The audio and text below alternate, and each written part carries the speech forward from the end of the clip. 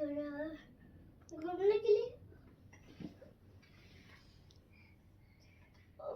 लिए अगर परेशान करते हैं ना, क्या बोलते हैं, ऐसी जॉपिंग करते हैं, थोड़ा देर हो जाता है, इसलिए अगर आप गिर गए अच्छी बात है। और है ना, हम बाजार बलचा जूस को पानी पीने जाना था, इसलिए थोड़ा मील देखोगे टॉप हो गई, इसलिए थोड़ा हम नहीं जाते। अगर यहाँ से ताजा हुए और यहाँ से भी हाँ,